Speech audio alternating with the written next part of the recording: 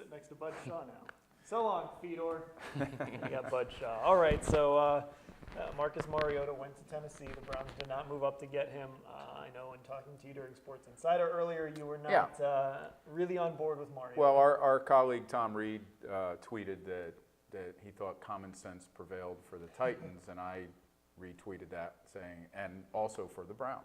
I just think the price was way too high, and I think the indication of that is that Chip Kelly wasn't even able to pull this off, and we think he may have coveted him even more. Chris and I talked about that. Obviously, you heard it. If Tennessee didn't want to give up, didn't want to get what Chip Kelly was reportedly offering, clearly Mariota was the guy they wanted. Yeah, I mean, I just saw somebody tweeted that Whisenhunt is somewhere around 3-25 in his last 28 games as a head coach. So I would think Marcus Mariota could fit what he wants to do, like win. Yeah, well, and we saw that coaching job that he did against the Browns as well earlier this year. That was not the guy needs some talent. Yeah, I don't think it was too surprising that Oakland went the way it did with Amari Cooper. Apparently, they felt that Trent Richardson wasn't enough of a playmaker already. I don't know where they could have come to that conclusion. Yeah. And now we have Washington on the clock, and a possibility, I would think, that the Browns are on the phone with them right now. Yeah, possibly. And that's the other thing. Do the Browns now like someone else enough that they would move up? I think it comes down to whether they, and Chris could probably speak to this, but I would think that they have Williams rated significantly higher than Shelton. I mean, I think most people do. Yeah, so I would think that they'd be on the phone checking that out. Now, what it would take, does Fedor have one of those draft lists that he's made up? I don't know. Tells you how much we'll have to check how much you have to give up to move from 12 to 5, but I certainly would consider it if I were them. Yeah, I was going to throw it out there at one point. Would the Browns trade up for Leonard Williams? But honestly, I didn't think it would be something that was possible because I thought maybe you'd have to move up to number 3. Maybe you'd have to move up a little higher than 5 or 6 or wherever he might end up. And that price would probably be too high for a defensive tackle. Well, if it is the best guy. I just saw something that said the Washington pick was in, and that it is. It's not Leonard Williams? I don't know. They have not announced it yet. Well, if it's not Leonard Williams, now it gets really interesting. Yeah, and I think that's a guy you go and get. Yeah. Because Danny Shelton is a good player. Leonard Williams could be a great player. Well, Chris has made this point, and I think it's a valid one. You know, you would like your first-round pick to be more than a two-down guy. Polian, I think, this week called him a down-and-a-half guy, you know, Ouch. And was really concerned about the 5.64, 40 time at the combine. Now, whether he should be that concerned, you would like to think that a guy like that's not going to have to chase down too many running backs in space, right? Yeah. Hopefully. Although we saw evidence to the contrary last year. Where guys were, what concerned you about the Browns defense wasn't just that it was bad, it's that guys weren't getting touched for 5 yards. Yeah. That's not going to happen if you have Leonard Williams there. Well, it sounds as if Washington has gone offensive line with their pick, so that's going to be very interesting. The Browns, I got to tell you, I'm hoping they don't go offensive line in the first round. I don't think we've talked much about this. I know Fedor and I have, but I'm not saying this team doesn't need to get better on the offensive line, but you've got a first-rounder at left tackle. You got a first-rounder at center. You got 2 second-rounders on that line. Yeah. There's got to be more ways to get that line better. Than I think it's good. A good organization would look at Joe Thomas and be thankful for the great seasons, but also know that they're going to have to replace him soon. I wouldn't make that my priority at number 12, certainly, but I could see why they would feel the need to get younger there with somebody who in a few years might be able to move over to tackle. So now it's on to the Jets. The Browns did not move up. Washington did go offensive line. They go Brandon Scherf from Iowa. Offensive line at number 6. All right. Good for you, Washington. That's a team they're celebrating. Has a lot of needs. They're hoping quarterback is not one of those needs. One thing I tweeted early was that, we should look at the fact that Ray Farmer was really all over the board last year in the draft. He moved up. We think he might have moved up for the benefit of his head coach. He moved up for the benefit of maybe his owner. He moved back. This guy's coming off a pretty haphazard first draft, and I wouldn't be surprised if, not that I think he's going to miss a golden opportunity, but I think it's not too surprising to think that he would be a little more conservative in this one. He's also a guy who's been in trouble with the league, has been suspended for 4 games. The last thing he needs is to take some big swing in the first round and miss again. You know what's interesting, too, is I wonder, when you look at Mike Pettin and you look at Ray Farmer. I mean, Ray Farmer didn't hire Mike Pettin. Right.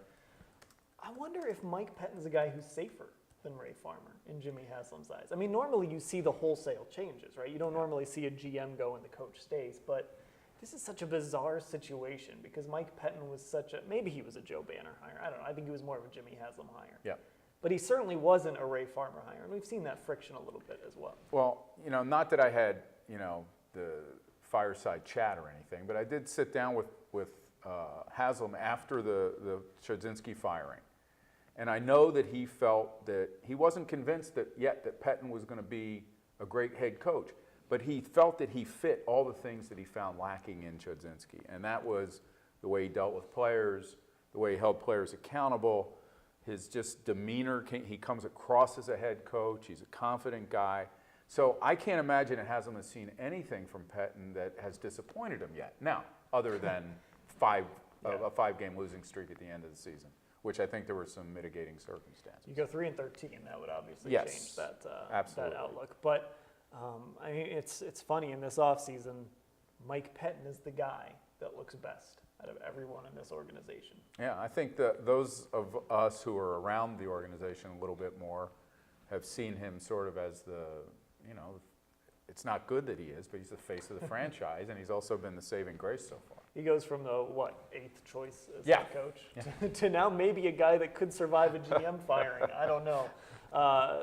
Ray Farmer, though, if he does nail this first round, all of a sudden his resume looks a lot better because the only real stain on it is that first round last year. Yeah, which is not a small stain, It's a big one. But And you still have Johnny Manziel yeah, on this roster. You still have Justin working Fields. for him also is the fact that it is only 1 year. Yeah. And I don't think they're going to be able to move Manziel anywhere. No. Maybe they don't want to now. I don't know. But I think both of these guys are going to get a chance to look better than they did last year, which won't take much, granted. Another team that the Browns are going to face actually in Week 1, the New York Jets are on the clock.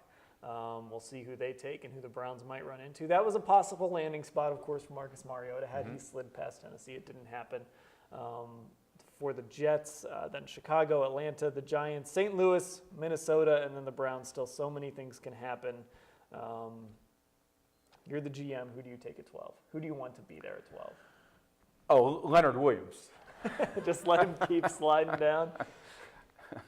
Pretty soon he's going to be in the same seat in the green room where Brady Quinn was. No, I mean, that's unrealistic, obviously. So if that's not a possibility, I'd like to see them end up with Shelton. 19. I wrote that I Leonard thought Williams again.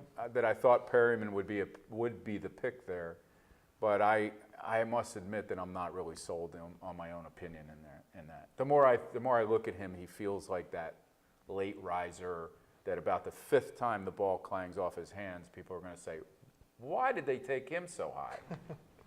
So We're very scarred here in Cleveland. no. When you mention Todd Gurley, people immediately think of Trent Richardson. When you mention Perriman, people immediately think of Greg Little and Braylon Edwards and all the guys that have dropped footballs here in Cleveland over the years.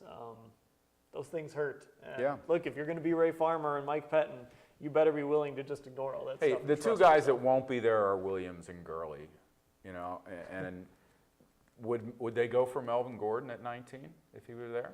Todd McShay thinks so. I mean, they possibly could. I mean, they could just decide that they're not going to get the quarterback that they were hoping to build around for the future, and they're going to try to give whatever quarterback is playing here a guy who is a bell cow kind of running back. All right. There's Bud Shaw. We're going to talk to him again in about an hour here. The Browns probably will have made their pick by then. We'll see how the draft goes. For now, let's send it back to Chris Fedor.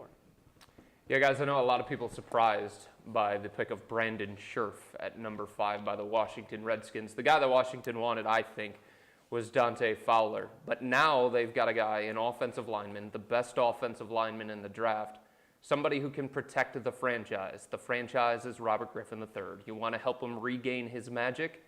make sure he stays upright. He's been one of the most sacked quarterbacks since he came into the league, and they need to find a way to protect him. Scherf is a guy who spent his college career at tackle, but he's likely going to kick inside to guard, similar to Dallas Cowboys first-round pick Zach Martin last year. If you remember that, Martin was at Notre Dame. He was an offensive tackle. He kicks inside to guard on that Dallas offensive line and becomes one of the best offensive linemen in the NFL. Not just one of the best young offensive linemen in the NFL, one of the best in the NFL. And the offensive line coach last year in Dallas, Bill Callahan, had a hand in drafting Zach Martin. He's now in Washington as the offensive line coach, and Brandon Scherf has gotten a lot of comparisons to Zach Martin. So I know some people are surprised by the pick. They passed up Leonard Williams. Leonard Williams doesn't help you protect Robert Griffin III. That's the bottom line here.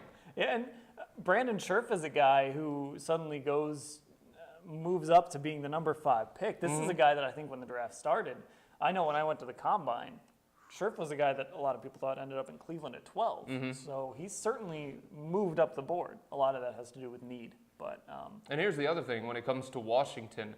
If it's not going to be RG3 throwing the ball, they want to run the ball with big, powerful Alfred Morris. Scherf is a run blocker. He's a mauler. He's a brute from Iowa. That's the kind of guy that can help you on the interior, man. As we in Cleveland know, those big Midwest linemen, love to have them. And those centers from California, too. That's Don't right. mind having them either, although You know he might, who knows what's going to happen. Wow. This is completely unrelated to the NFL draft, but if you're wondering what I just stopped and said wow for, the Chicago Bulls are smacking around the Milwaukee Bucks at the moment. So Chris Fedor, it looks like on Monday, you will be covering Bulls Cavaliers. I'm ready. Bring it on. It's what everybody wanted to see, right? I guess so. Whew, Chicago, that 2 days rest thing, they aren't getting around about that. All right, the Jets pick is in. They are about to make it. Roger Goodell is up at the podium. We're going to see what he has to say as he's about to announce the pick. Just waiting. There's your guy, Leonard Williams. It's gotta be. Gone. You want to talk about a defensive line? Oof. Hello. Good luck playing against the New York Jets. Hopefully. Wow. Oh, I hope Johnny Manziel's not the starter week 1. Browns fans. Whoa. All right, so here's the situation in New York. New general manager, new head coach. By the way, the head coach, Todd Bowles, is a defensive mastermind that came from Arizona who did a great job with that Cardinals defense. He's got Big Sheldon Richardson, Muhammad Wilkerson, and now Leonard Williams. That is 3 defensive linemen, all top 15 picks. Or first-round picks, I should say, 2 of them in the top 15 in the NFL draft. Good luck playing against that defense. I want to go back because someone in the comments brings this up. It was kind of while we were transitioning over to talk to Bud. Amari Cooper. We didn't really talk about him. And it's funny we didn't talk about him because on our draft podcast a couple days ago, he said you kind of forget about Amari Cooper because he's a quiet guy. He's not your prototypical wide receiver that's flashy and does big press conferences. Very short. Doesn't talk a lot. Like I said, not super flashy, just shows up and does his work. That's a really good get for the Raiders. My number 1 wide receiver in this year's class and my number 6 overall player, Dan. And you're talking about a team that found David Carr in round 2 last year. So you've got what you think is the quarterback of the future. Now it's time to get him some weapons. One of the things that Oakland struggled with big time last year was keeping drives alive, moving the chains, extending on 3rd down. Amari Cooper, he's going to catch everything thrown his way. He has an understanding of how to get open. He's silky smooth, he's productive, and he still has enough speed and enough wiggle to make plays after the catch. So if you're talking about trying to move the chains on 3rd down, now you've got Carr to Cooper. It's a really good start. Leonard Williams is gone. Now we get to a team in Chicago that a lot of people have looked at for Danny Shelton. What do you think Chicago's thinking? Chicago probably would have loved to get Leonard Williams there at number 7. This is a team that's switching from a 4-3 defense to a 3-4. New head coach John Fox is a defensive-minded guy. The Bears could very well go defense here. Bud Dupree, if they're comfortable with Shane Ray. Those two guys that could fit their new defense. Then again, look, they lost Brandon Marshall. He's now in New York with the Jets. So you have Alshon Jeffrey, but you got to find him that running mate. So maybe Kevin White here at number 7 for the Bears. I wouldn't be surprised by that at all. Keep Jay Cutler happy. You got to keep Jay Cutler happy, because then who knows what's going to happen if you have I don't even know. If you have a happy Jay Cutler, who knows what you're going to get. How can't he be happy? He's made millions of dollars. He's got Kristen Cavallari. I mean, my goodness, you saw her in the hills in Laguna Beach. And he's got Alshon Jeffrey to throw the ball to. And I think he's going to have Kevin White to throw the ball to as well. That would be a very explosive offense there, Dan. And if you have problems on defense, and I think Chicago has some problems on defense, one of the ways to mask those problems is just score a bunch of points, so it's not going to matter as much. Some tweets now, the Browns won't have much fun running against that Jets D line in week 1. That, of course, is true. We talked about that. As we go through our Twitter feeds here, the Chicago Bears getting set to make their pick. Crazy Carolina says the Bears are going Kevin White here. Take it to the book. Deer Hunt Dave agrees with him. As we await, the pick is in. The Bears, like you said, you like Kevin White here for Jay Cutler. You think Jay Cutler is going to be the quarterback? I do, because I think he's... Because nobody else wants him. Well, I think he's really difficult to move because of that whole contract situation, The other interesting guy, of course, is Phillip Rivers, too. That's another veteran that could be on the market, although he was told, I saw a tweet today that said he was told he would not be traded. Right. Things can change, though. Yeah, they sure can. But if you're San Diego, it goes back to this whole thing. Just like Tennessee, if you're going to move Phillip Rivers, well, you've got to have somebody that's going to come back that's going to be as good as him or going to be your quarterback of the future. And I'm not sure who San Diego could get now that's going to be available on the market that's going to give them a better chance than Phillip Rivers will. All right, we await the Chicago Bears pick. We'll go Chicago, then Atlanta, the Giants, St. Louis. We're getting there, guys. We're getting there to number 12 to see what the Browns will do. And, of course, if Kevin White comes off the board, then it's kind of white knuckle time if you like a receiver for the Browns, because then you're kind of wondering where Devontae Parker's going to go. Then you start to wonder, does the team reach and take a guy like Brashad Perryman at 12? I've seen that in mock drafts. Or do they wait? Todd Gurley's still in play. Of course, Danny Shelton is still in play, which seems, if you look at mock drafts, like the guy that they're going to pick.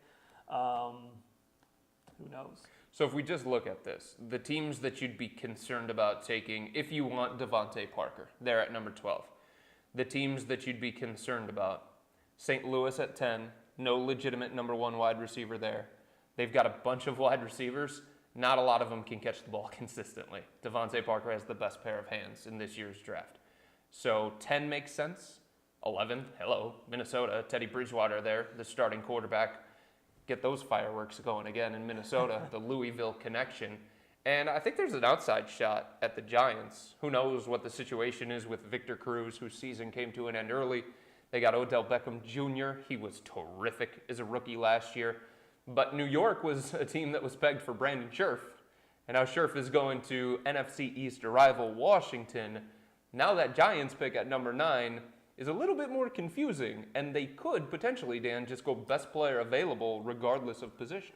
A couple tweets I'll let you chew on from Jason LaCanfora, going back to the Leonard Williams pick. The Jets take the best player on their board, Leonard Williams. Calls will come from Mo Wilkerson. Would expect it takes multiple ones to get him. And then his next tweet, for what it's worth, Browns head coach Mike Pettin, a big fan of Wilkerson's from time in New York. Browns have big void on defensive line and plenty of picks. Right.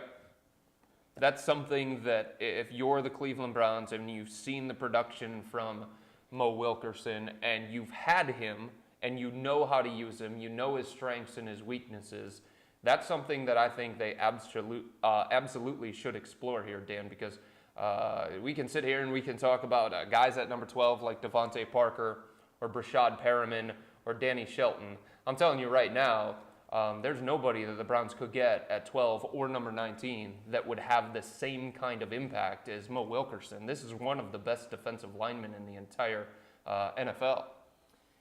Is this Shane Ray time? Ian Rappaport wondering that. The Falcons stayed in constant contact with Mizzou pass rusher Shane Ray over the past 3 days.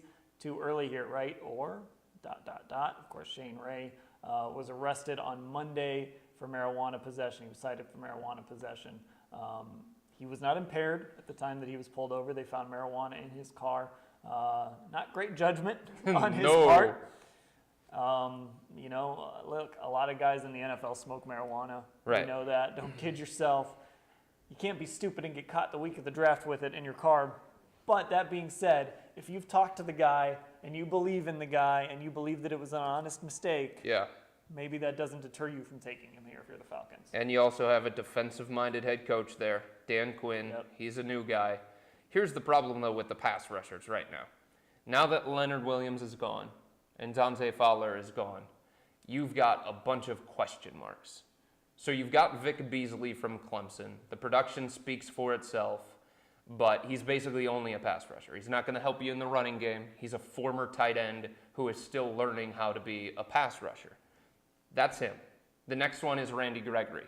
Holy moly, does he have some red flags. The injuries, the weight, the marijuana. So you wonder if 8 is a little bit too high for him, Dan. And then you keep going down the list, right? And now you're at Bud Dupree, a guy who has skyrocketed up boards because he's 6'4", 269 and ran like a 4.5 40, and he's a former basketball player. He's got elite athleticism, but he doesn't know how to play. He was productive at Kentucky. Doesn't know how to play. That's always scary. No, he doesn't. He's an athlete. He's getting by with his athleticism. Remember what we were talking about with Barkevious Mingo? Getting by with athleticism. And Justin Gilbert in college getting by with athleticism. Bud Dupree doesn't know how to get to the quarterback except for run really, really fast. Now, there could be something in the future once you teach him the nuances of the position, but are you going to take a guy at number 8 based on what he could be in the future, not necessarily what he is? So we're into a spot with these pass rushers where I think there are more questions than answers, including with Shane Ray and the toe situation and the marijuana situation. Sackmaster from the SEC Defensive Player of the Year, but baggage as well. So we will see what Atlanta does. Your guy Todd Gurley could be an option here as well. That could be one. If you remember a couple years ago, Dan, Atlanta went out and they brought in Steven Jackson because they felt like they needed to replace Michael Turner, and they felt like they needed to take some pressure off of Matt Ryan. That would be very, very interesting. If you want to talk about making that offense even more dynamic, Julio Jones, Roddy White, Matt Ryan, Todd Gurley, you're talking about the other team's going to have to score 40 to beat you. Whoo-wee. They might be able to score 40. Yeah. That's doable against that defense. Again, that division, if you can figure out a way to just get a leg up in that division and win 9 games, Yeah. you might make the playoffs. So take your guess here. You're Atlanta, obviously need a pass rusher. You've needed one for the last 2 years. Who you taking? I've got my pick. I'm going by my board here. All right. If they're going to take a pass rusher, Yep. I think you risk it and you go with Ray. Really? Yeah. I I would bet- go Gurley or I'd go Shane Ray. Okay, for me, I've got Vic Beasley rated higher than Dupree. I've got him higher than Ray. I'd take Vic Beasley, the former tight end. 4.53 40-yard dash. You put him on that turf in Atlanta, flying off the edge. I'll take him and trying to develop that guy. And that piped-in crowd noise, Oh my goodness. it's going to be loud. Just They're going teach to turn him some that moves. stuff up to 11. Teach him some moves. All right, we are waiting for Atlanta's pick. Could be Todd Gurley, could be Shane Ray, could be Vic Beasley. Mhm. How are you doing on your mock over there? Well, I don't know if you have that up. I thought It- that's what you had up over there. you know, the Brandon Scherf thing didn't go so No, well. that I kinda throws things contemplated off. that. I don't get any points for contemplating, though. So I got number 1 and 2. That's not bad, I I guess. Did I get number 4? I think I got number 4. I think I went Amari Cooper at number 4. I certainly did not get Leonard Williams at 6. I got Kevin White. I think I'm 4 for 7. That's pretty good. Man, if I'm a baseball player, I'm in the Hall of Fame. I guess. You're not a baseball player, If though. I'm a basketball player, I'm not a good free throw shooter, though. So it's all about the sport, man. That average will get you to number 4 in the Indians batting order as we await Atlanta's pick. By the way, Atlanta, if you're feeling good about them, again, just remember they lost to the Browns last year at home, Yeah. and they were the Browns' 1 win in that tailspin. took a miracle of a. Now they have a better coach now, you think, Right. in Dan Quinn. But they need a lot of help. But again, in that division, you don't need much. So, I just wanted to pass something along. The Tennessee Titans general manager says Marcus is not going anywhere. Okay. So apparently they drafted Marcus Mariota for them, not for the Philadelphia Eagles or the Cleveland Browns. Right, and again, I just think it goes back to this idea that they had teams offering them ridiculous packages for a guy who Yep. could be a franchise quarterback, but there were also a lot of questions about because he hasn't been in a huddle in forever, and they still turned that down. And you just get the feeling that it was all one big smokescreen, that they weren't going to get blown away by anything, that they aren't sold on Zach Mettenberger, that Marcus Mariota is their guy. Well, how could you be sold on Zach Mettenberger? No. You know, this is a guy that came into the NFL with a lot of questions to begin with. He was a late-round pick, Dan. And if you go back to his time at LSU, he finished his career at LSU on the sidelines with an injury. Last year, he finishes his season with the Tennessee Titans on the sidelines because of an injury as well. Vic Beasley is the pick, your guy. Nice. I think that makes sense. Again, a defensive-minded head coach, a team that has been looking for a pass rusher for a number of years. They don't have that double-digit sack guy, and I don't think Beasley's going to be that in year one. But I think if you teach him, you put that speed, the athleticism, the natural tools. If you teach him how to get after the quarterback, some counter moves, how to use his hands properly, you've got somebody who can get you double-digit sacks. It's tough to come by. So it is Vic Beasley to Atlanta. Their defense just got a little bit better. And you mentioned the quarterbacks in that division. Mm-hmm. Good quarterbacks. And what did people always say? Like, what did people always say when Peyton Manning was with Indianapolis? If you can't get a quarterback to compete with Peyton Manning, what do? You build your defense to try and go get Peyton Manning. It didn't work, but that's what you do. And you've already got Matt Ryan. That's a pretty good option to have at quarterback. Absolutely. And you have to get pressure on Drew Brees. You have to get pressure on Cam Newton. And now you're going to have to deal with Jameis Winston. Rattle the quarterback. I love it. Yeah, especially Jameis. Get after the rookie a little bit. See what you can do. All right, so now it's on to the Giants, then the Rams, the Vikings, and then finally the Browns. Is Devontae Parker going to get past Minnesota? I think he will, Dan. I think he will because I think Minnesota has other pressing needs. Brandon Scherff has already gone top 10. And maybe Minnesota's thinking, hey, we got to protect Teddy Bridgewater the same way that Washington protected Robert Griffin III. So Minnesota could think about an offensive lineman.